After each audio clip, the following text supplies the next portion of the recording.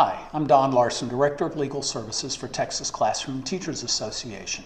Welcome to this TCTA T-TESS video tool, part 3 of a short series on observations presented by the TCTA Legal Department as part of our look at the observation cycle, pre-conference, observation, post-conference. We'll post a transcript at tcta.org. Please note that much of what we cover in this series on the observation comes not from the enforceable rules, but from the guidance TEA offers to describe the new system. This represents our impressions of how T-TESS should function. We start with what the appraiser, and today actually, we're going to look at what the appraiser does during and after the lesson. The state has very high expectations for what an appraisers do during a T-TESS observation. Before being certified, appraisers were taught to carefully and in detail script what a teacher says, what a teacher does, what students say, and what students do. On a side note, the training encouraged appraisers also to copy wording from visuals used during the lesson and to record time segments. It was suggested that appraisers could take pictures of the objectives on the board and pictures of classroom walls. That would be a good process for teachers also. During the certification training process, trainees repeatedly scripted videotaped lessons and trained to match the rubric with the scripted lesson. Teach for Texas instructs appraisers to capture detailed, strategically scripted evidence and use the evidence in conjunction with T-TESS descriptors to determine performance level. The Teach for Texas module, Capturing Quality Evidence, describes the type of evidence TEA expects appraisers to create in their careful scripting. Sufficient evidence is needed to accurately rate each dimension.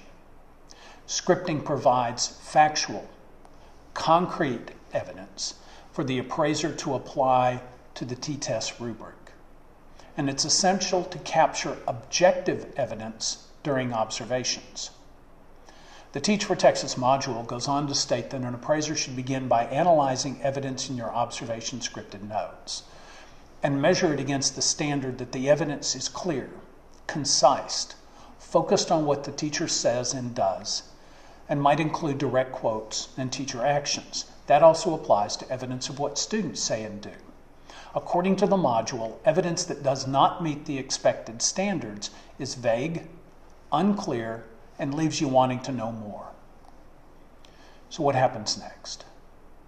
Teach for Texas indicates that analyzing evidence is important to ensure that the evidence accurately and fairly represents what occurred during the lesson. After scripting an observation, an appraiser should map the evidence to the rubric. That means to work with the descriptors starting in proficient and find in the scripted notes objective, detailed evidence that the appraiser can use to evaluate performance. And then TEA actually goes on to talk about how an appraiser is supposed to assess what goes on in a lesson.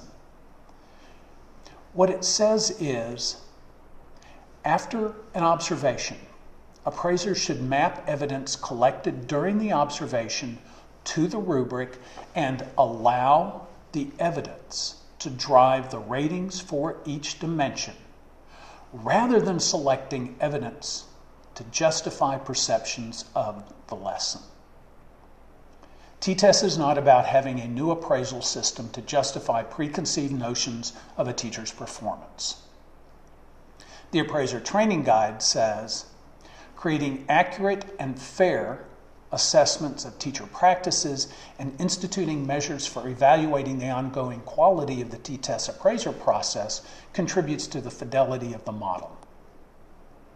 The expectation of fairness actually cuts both ways.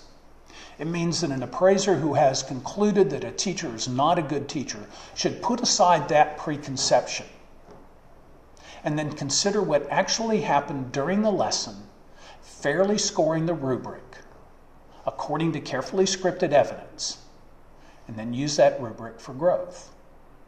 It also means that an instructional leader, after carefully reviewing scripted evidence, could conclude that a very good lesson revealed areas in which an excellent teacher could improve. Again, using the appraisal for growth. One final note about fairness. Some teachers have heard districts say, no one gets more than proficient in this first year of TESS. TCTA understands that accomplished and distinguished represent aspirational goals, and that appraisers must anchor their analysis in proficient before moving left or right based on the evidence.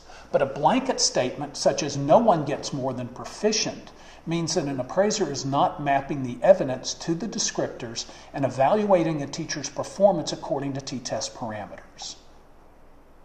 I'm Don Larson. Thank you for watching this TCTA TESS video tool.